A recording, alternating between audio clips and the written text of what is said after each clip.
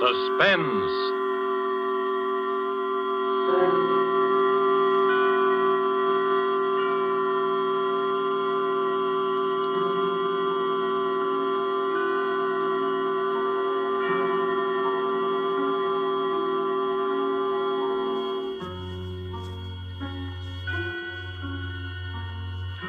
This is the Man in Black, here again to introduce Columbia's program, Suspense.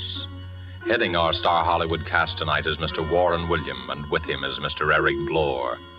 No fewer than 9 times have these two gentlemen appeared together in screen thrillers based on the adventures of one of the most celebrated characters of modern crime fiction. This familiar character will speak to you now for the first time on the air, as with the story called Murder Goes for a Swim, and the performances of Warran William as Michael Lanyard and Eric Blore as Jameson. We again hope to keep you in suspense.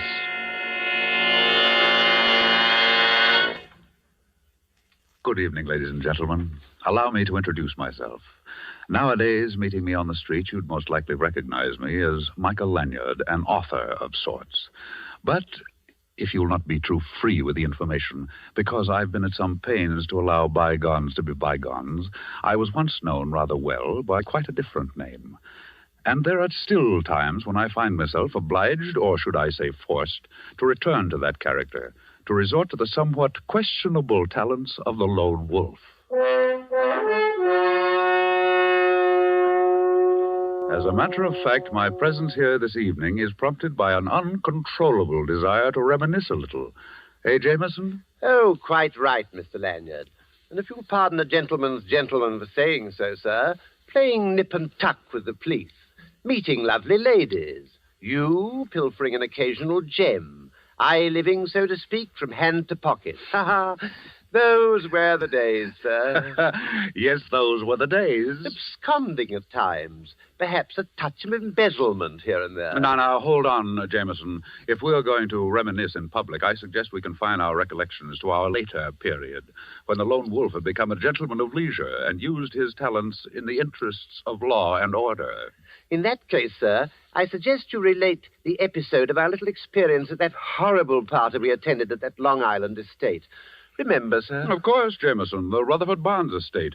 If I remember correctly, the occasion was some sort of charity bazaar. We were invited for the weekend. The phone rang just as we were about to leave the apartment. Mr. Lanyard, this is Betty Lawson. You've never heard of me before, but I know you've been invited to spend a weekend with Mr. Rutherford Barnes. Please, you must accept the invitation. Come down immediately, right now. It's just a little after 2 o'clock. And if you're not too late, the lone wolf may be able to prevent a murder.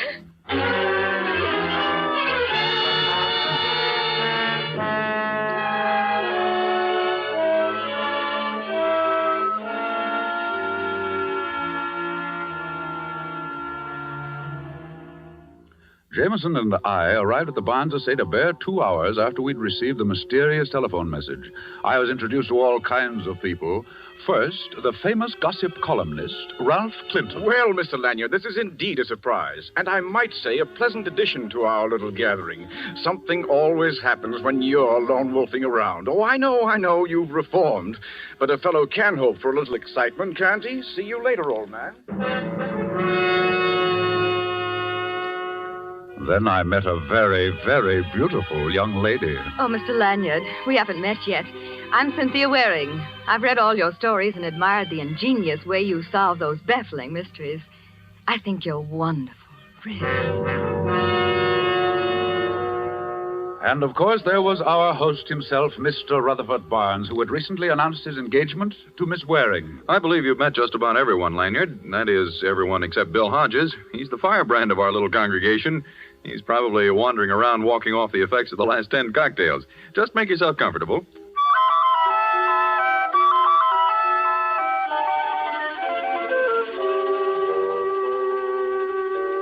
Strangely enough, I failed to meet a Miss Betty Larson, the frightened young lady who had phoned.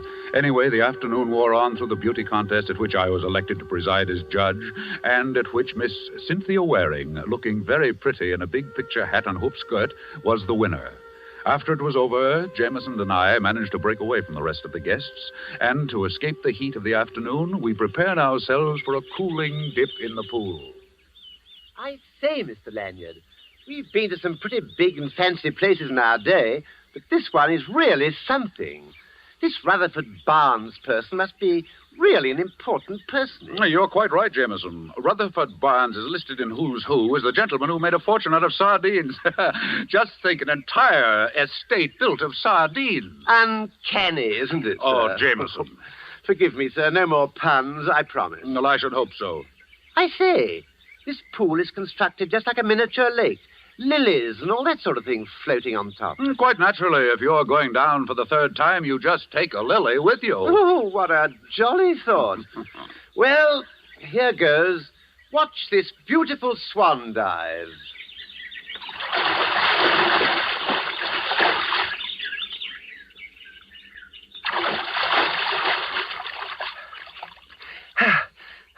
I say, this is most unusual.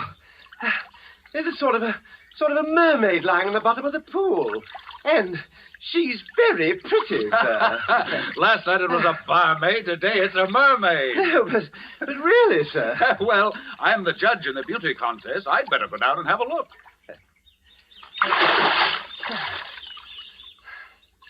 Don't be away too long, sir. Remember, there are lots of warmer women in the world. Jameson, quick. Here, give me a hand. Good heavens. It's a girl. Quick, here, lift her out of here. Hurry. I'm doing my best, I'll get sir. up there. Here, now, let's put her down here. You hold her there, sir. Yes, Jameson, I'm afraid she's dead.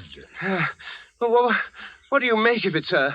What, was it an accident? Well, I don't know. There's a pretty nasty bump on the side of her head. Well, perhaps she slipped and hit her head as she fell. Perhaps.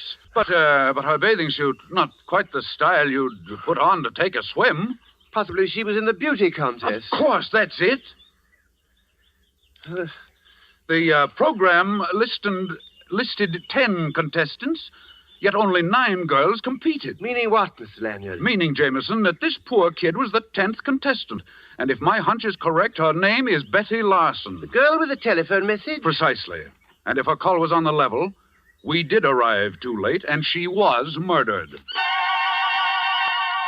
Lanyard! Mr. Lanyard! It's Mr. Barnes and Miss Waring. Take off your robe and cover up the body, Jameson. Yes, sir. Well, Lanyard, we've been looking all over for you, haven't we, Cynthia, dear? Yes, of course. And I'm glad we found you, Mr. Lanyard. I've been wanting to thank you for awarding me the prize in the beauty contest this afternoon. I really didn't think that... Mr. Lanyard! There, at the edge of the pool. Yes, it's a girl, and I'm afraid she's drowned. Drowned? But... Oh, how horrible. Oh, but how did it happen? Who is she? I think she's Betty Larson. What do you think, Mr. Barnes? Here, look. Oh, good heavens. Rutherford, look. Yes. Yes, that is Betty Larson. Why, I had no idea. Then you do know the girl, Mr. Barnes. Why, yes. As a matter of fact, only recently I recommended her for a job. She's the local telephone operator. And the village beauty. Mr. Barnes and Miss Larson were childhood sweethearts. Mr. Barnes, tell me, do any of the other guests know this girl? Ralph Clinton, for instance. Could our famous columnist have possibly known Miss Larson? Well, if not in person, most certainly by telephone. You see, for the last few weeks, Miss Larson handled my personal calls. I see. Did she ever mention the fact that there might be a murder? Murder? Well, you see, I received a rather strange message. Now, look here, Lanyard. If you're insinuating that Miss Larson was murdered, you're all wrong. It's perfectly obvious. She slipped and fell into the deep end of the pool. She can't swim. We couldn't hear her cry for help over the noise of the party, so the poor girl drowned. As simple as that, eh? Why, of course. And I'd appreciate it if you'd be kind enough not to mention this accident to any of the other guests. There's no need to disrupt the entire weekend. I'll notify the sheriff and call the coroner, and they'll take care of everything. I think it might be a good idea, Mr. Lanyard, since you seem so certain that a murder's been committed, that you and your man remain on the premises. Our famous lone wolf may have a little explaining of his own to do. Come along, Cynthia.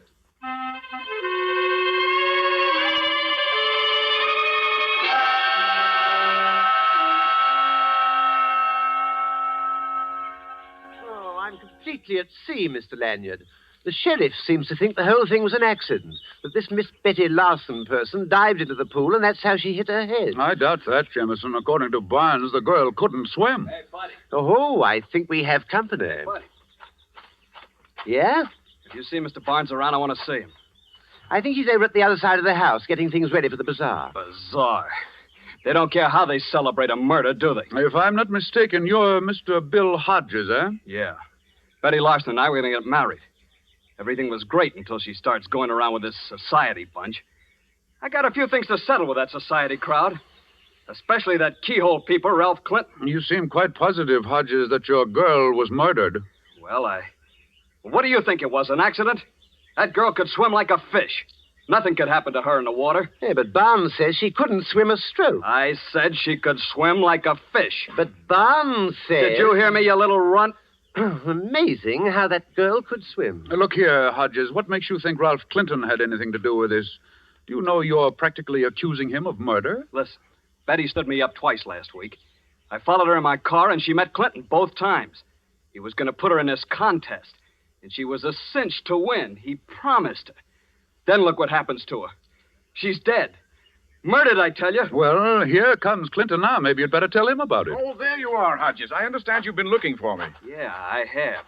And now I'm going to fix that pretty face of yours. Wait a second. Here, you can't do that. Here, Jameson, help me break this up. I will as soon as they stop punching me. Hey, don't be a fool, Hodges. Stop it. Stop it, I say.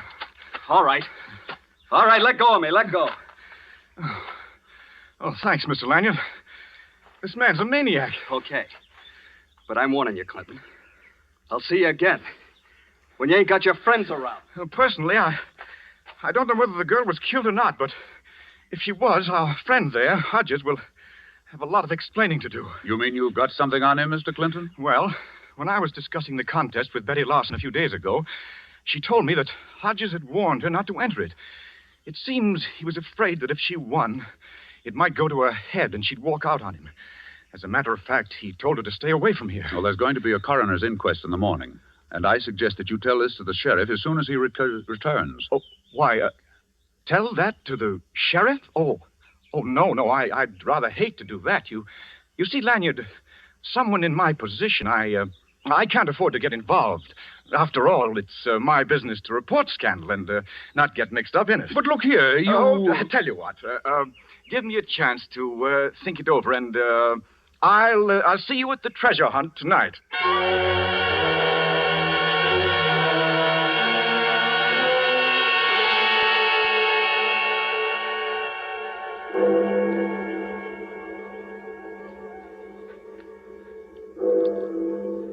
Oh, dear. 2 in the morning, Mr. Lanyard. What a ghastly hour to go tramping over the ground. Must we participate in this treasure hunt? Of course, it's all a part of the weekend. Come in. Well, it's the witching hour, Mr. Lanyard. Here's your envelope with the clues for the treasure hunt.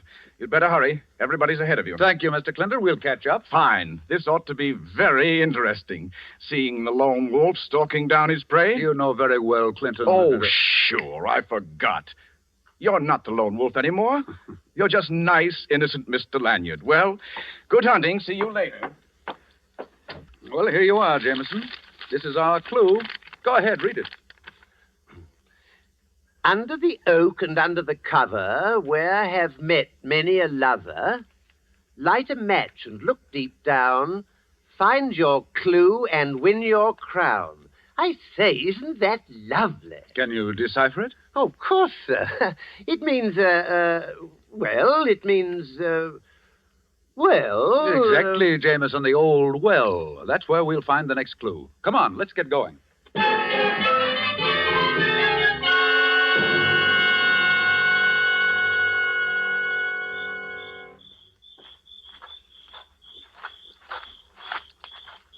The well is down this path. It's right near the stables. You mean when we get to the well, we find another clue? That's right, and at the end is when we reach the treasure. Oh, the treasure. I say, what is this treasure? Jameson, it's unimportant what the treasure is. It might be a bag of jelly beans. It all sounds very silly to me, sir. There's the well over there. And look here. It's got a wooden cover on it, exactly like it said on the poem. Well, what do we do now? Now, wait a minute. Oh, yes, under the cover. Light a match and look deep down. Here, I'll take this lid off and put it here. Now, you light a match, Jameson. Right, sir. Our second clue must be somewhere inside the well. Right, ho, just a moment. Ah, there's the clue we're looking for. A piece of paper pinned on the wall inside the well with a big pin. Oh, dash it all. Match went out. I'll light another one. Oh, Jameson, hold it. Hold it. The inside of this well smells like gasoline. Yes, it does. Yes, it does smell like it's full of... Get away, Jameson. Blow that match out.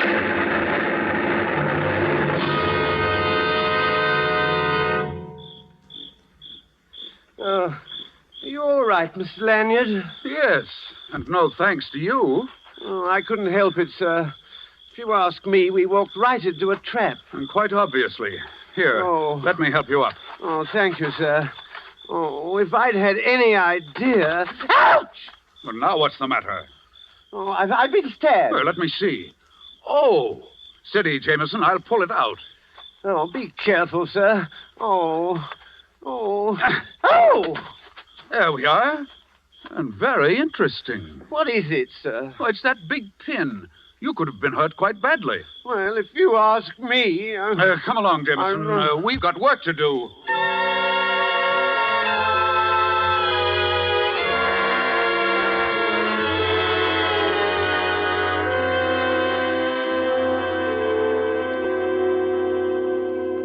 And another thing, Mr. Barnes. We don't mind playing this little treasure hunt game of yours, but it's no fun when the prize is 2 bodies, especially if they happen to be our 2 bodies. Oh, surely it was only an accident. I wish I could believe that, Miss Waring. But there's no rhyme, no reason for what's been happening. If the accident at the well was another attempt at murder, then all our lives could be in danger. Steady, Cynthia, darling. I presume you have some idea of who the murderer might be, Mr. Lanyard. You flatter me, Mr. Barnes. I would think you had surely lined up 1 or 2 likely suspects, Mr. Lone Wolf. Why don't you tell them about our friend Mr. Clinton, sir? Clinton? Oh, well, there are some mighty interesting aspects to that road company Winchell. He was meeting Betty Larson secretly. At least that's what Hodges says. I can believe that. Clinton would stoop to anything. I didn't want to have him around, but Cynthia felt that we should cater to him for the sake of publicity for the bazaar. Hodges also insists that Clinton arranged for Miss Larson to enter the beauty contest, and that Clinton promised her that she would win. And there's the little incident at the well. If you ask me, Clinton is in this thing right up to his clues. Help! Mr. Barnes! Somebody come out here, hurry! That sounds like Hodges. He's right out there at the side of the house. Well, come on. We can go through these French windows. In here, in the bushes, you better hurry. What is it, Hodges? What's wrong? I don't know. Don't ask me. I don't know anything about it. Great heavens, look at Clinton. Oh, I can't stand it. I can't stand it. What awful things are going on. No, I don't know how it happened. I was just coming down the path. There in the bushes, he was lying right He's there. done for, all right, Mr. Lanyard. Shot. Murdered. Murdered? You did this, Hodges. You said you'd get even with Clinton. Now you've done I tell you, I don't know anything about it. I was just walking down along the path. I don't know anything about It's it. all right, Hodges. You'll have an opportunity to prove your innocence. Don't you have some theory about all this, Mr. Lyon? And There, Miss Waring. I think I can promise you at least that there won't be any more murders.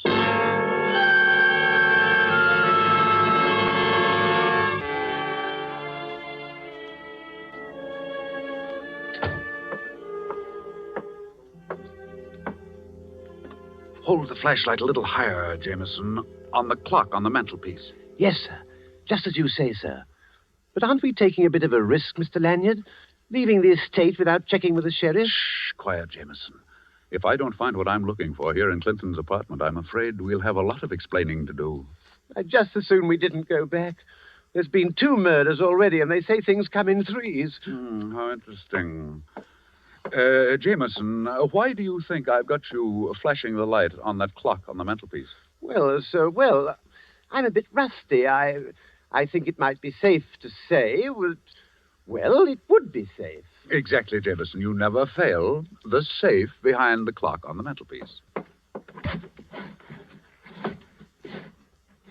I say, I was right. Ingenious, eh, Mr. Lanyard? You have your moments. Well, it's a long time since I've operated in this fashion, but we'll see, Jameson. If you don't mind, sir, this is like old times. I do mind, Jameson, but unfortunately, certain situations are born of necessity. Then allow me to compliment you, sir. You haven't lost the old touch. No, I'm not so sure. Ah, there we are. Not much of a haul, if you ask me. Nothing but a stack of letters and a notebook. Let's have a look. All that trouble just for a bundle of papers. Just a waste of good time and talent. There could have been a pound of butter or a gas coupon or a back axle or... Aha! I say, what's so interesting? Just the... Did you find a clue to the murders? Just the motive, Jameson. Just the motive.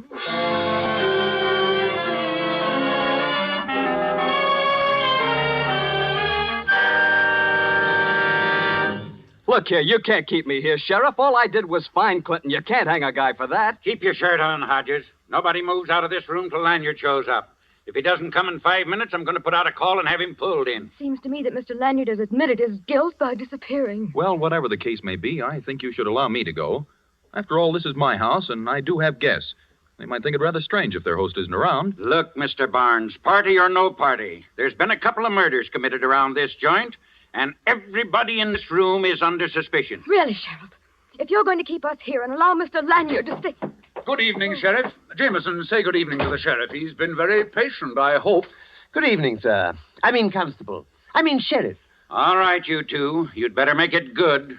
Running away from the scene of the crime won't sit so well in court. Please accept my apologies, Sheriff. Well, now that you're here, Mr. Lanyard, perhaps we can clear up this nasty mess. Yes. I presume you've been spending your time checking up on the murders, Mr. Lanyard. That's right. And I've uncovered a few details which I'm sure will prove most interesting, Miss Waring. You're wasting time, Lanyard. Somebody in this room has been running around committing murders, and I'm going to find out who it is or die die trying. Who said that? Oh, if it's all the same to you, Sheriff, I think I'll join the other guests. Now, isn't that thoughtful of you? Get away from that door before you tempt me to bring the murder score up to 3. Do as he says, Jameson. After all, you don't want to miss all the fun. In just a minute, you're going to have the pleasure of meeting the murderer. Yes, that's just what I'm afraid of, sir. All right, Lanyard. Let's have it. Very well, Sheriff.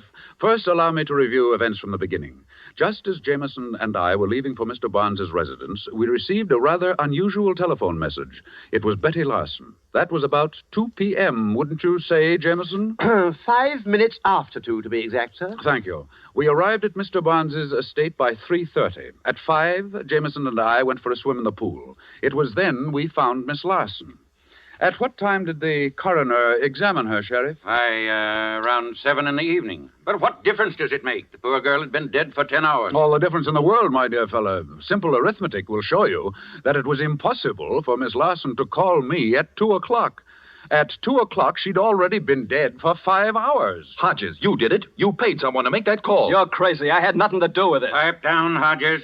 Go on, Lanyard. Sheriff, what do you think was used to murder Miss Larson? Well, Could this have been the weapon? The pin, the one I fell on when the well exploded. Yes, Jameson. Let me paint a rather gruesome picture for you, Sheriff. Miss Larson is called down to the edge of the swimming pool. Someone who poses as a friend suggests that she try on a hat. In trying it on, our murderer, pretending to assist, neatly jabs Miss Larson and thrusts the pin through the base of her brain. Oh, how horrible. Could I examine the pin, please? Oh, of course, Mr. Barnes. Why, it's a hat pin. Well, Cynthia, it's the one you had in the large hat you wore in that beauty contest. Cynthia, it was you. All right, stand back, all of you. Look here, sister, you can't get away with this. Shut up! And listen, all of you. I assure you I know how to handle this gun, and I'm not afraid to use it. Cynthia, Stand back, Hodges. I don't get you, Cynthia. What earthly reason would you have for killing Betty? She wanted to be your friend. That's a laugh. Listen, little boy Blue. A telephone operator sometimes hears too much for her own good. How do you think she got all those fine furs? From some boyfriend? No, she was too daffy about you, so she decided to try her hand at blackmail. Blackmail? That's right. Only she pushed me just a bit too far. Why, Get back, all of you. Do, prune face. Who? Who, me? I don't mean your brother. Open the door. Go on, open it. Yes, ma'am. Now stand back, all of you. Ha. Very amusing picture. That's right, Mr. Lanyard. Step forward just a little. I'd like to thank you for spoiling a most delightful weekend. Here's a little something to remember me by.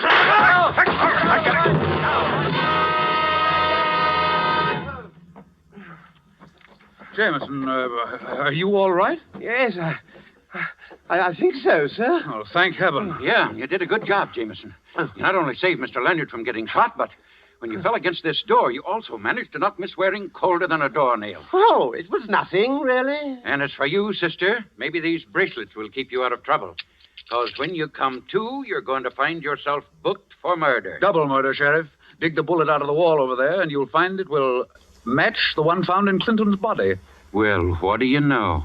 Come on, Hodges, give me a hand. Okay, Sheriff. I can't believe it. Why, Cynthia and I had so many plans together. It's hard to believe that she could be responsible for those horrible murders. I'm afraid she was. Mr. Barnes, this is Mr. Clinton's notebook. Several canceled checks and a few letters. Look them over, and you'll discover that your dream girl, Miss Cynthia Waring, has quite a number of aliases, and in certain circles has a reputation for landing the biggest fish in the pool. Then, after she's collected enough money, she tosses them back. You were her next victim, Mr. Barnes. And as for the unfortunate Mr. Clinton, being a newspaperman and gossip columnist, he ferreted out her little scheme and, in turn, was blackmailing Miss Waring.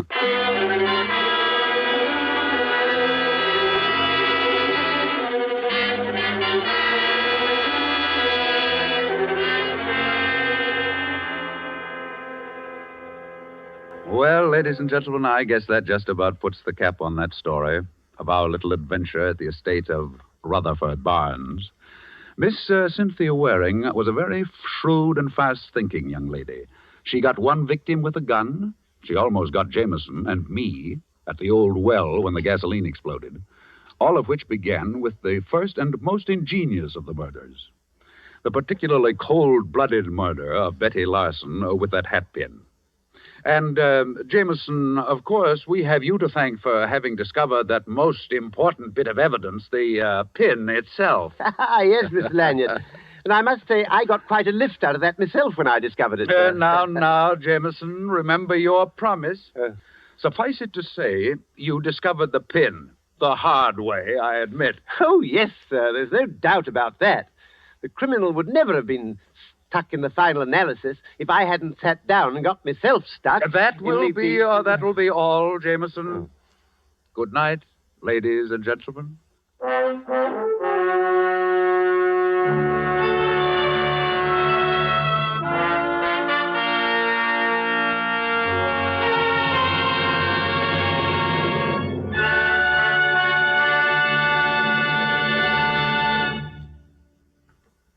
And so closes Murder Goes for a Swim, starring Warran William with Eric Blore.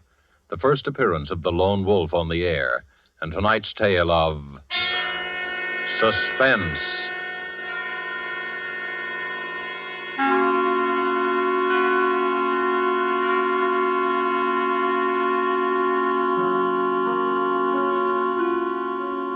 This is your narrator, the man in black, who conveys to you Columbia's invitation to spend this half hour in suspense with us again next week, when Laird Kriegar will star in the suspense play, The Last Letter of Dr. Bronson, with a cast of 4 distinguished Hollywood players, Helen Vinson, Harold Huber, Jan Wolfe, and Theodore von Eltz.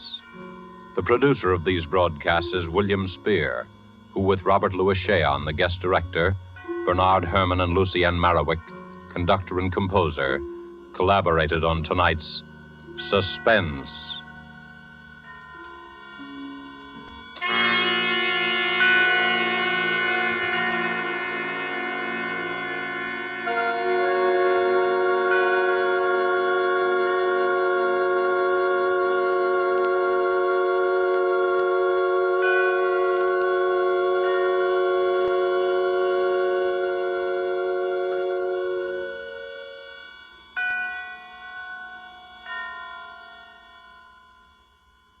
This is CBS, the Columbia Broadcasting System.